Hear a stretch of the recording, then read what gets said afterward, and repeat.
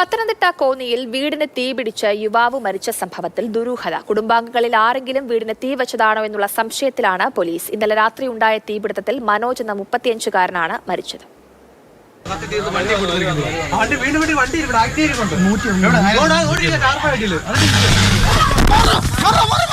പ്രമാടം ഗ്രാമപഞ്ചായത്ത് 5-ാം വാർഡിൽ ഉൾപ്പെടുന്ന വീടാണ്. സോമൻ, ഭാര്യ വനജ, മകൻ മനോജ് എന്നിവരാണ് 8 വർഷക്കാലയളവായി ഇവിടെ താമസിച്ചു വന്നത്.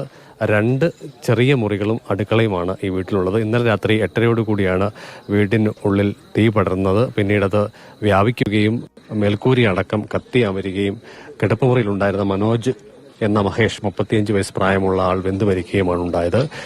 ഇന്നലെ വൈകുന്നേരം കുടുംബാംഗങ്ങൾ ഒന്നിച്ചിരുന്ന് മദ്യപിക്കുകയും അതിനുശേഷം വീട്ടിൽ ചില തർക്കങ്ങൾ ഉണ്ടാവുകയും മനോജ് അച്ഛൻ സോമനെ വീട്ടിൽ നിന്ന് ഇറക്കി വിടുകയും ചെയ്തിരുന്നു എന്നുള്ളതാണ് പോലീസ് നൽകുന്ന വിവരം. തീപിടുത്തത്തിന് കാരണമായി ചില ദുരൂഹതകൾ കൂടി അവശേഷിക്കുന്നുണ്ട്. 2 കാര്യങ്ങളാണ് സംശയിക്കുന്നത്. വനജയുടെ മൊഴി പ്രകാരം ഷോർട്ട് സർക്യൂട്ടിനെ തുടർന്ന് തീപിടിച്ചു എന്നുള്ളതാണ്. അതേസമയം തന്നെ മനോജ് വീടിന് തീ വെച്ചതാണോ എന്നുള്ള ഒരു സംശയം കൂടി ബാക്കിയുണ്ട്. ശബരിമലയിൽ തീർത്ഥാടന കാലയളവിൽ ഹോട്ടലിൽ ജോലി ചെയ്ത് വന്ന മനോജ് ഇന്നലെ പുലർച്ചെയാണ് ജോലി കഴിഞ്ഞ് മടങ്ങിയെത്തിയത്. അതിനുശേഷം വൈകുന്നേരം കുടുംബാംഗങ്ങൾ ചേർന്ന് മദ്യപിച്ചു എന്നുള്ളതാണ് സമീപവാസികൾ അടക്കം പോലീസിന് മൊഴി നൽകിയിട്ടുള്ളത്. അവരുടെ വീട്ടിൽ എന്നും മഴക്കാം. അവരുടെ വീട്ടിൽ വെള്ളം അടിച്ചു കഴിഞ്ഞാൽ തന്തയും നല്ല എന്നും മഴക്കാം. ഇപ്പം ഇന്നലെ ശബരിമലയിൽ നിന്ന് വന്നാന്നാണ് പറയുന്നത്. എൻ്റെ മോൻ ഇന്നലെ വന്നു കഴിഞ്ഞ് എന്നെ പറയുക. അവർ തന്നെ വരവായിരുന്നു വീടുന്ന ഓരോ വർത്തമാനങ്ങളാണ്. അവരെ ഞാൻ അമ്മോനെ അതിനകത്ത് കിടപ്പുണ്ടെന്ന് അവർ പറയണ്ടായോ? അത് പറഞ്ഞില്ല.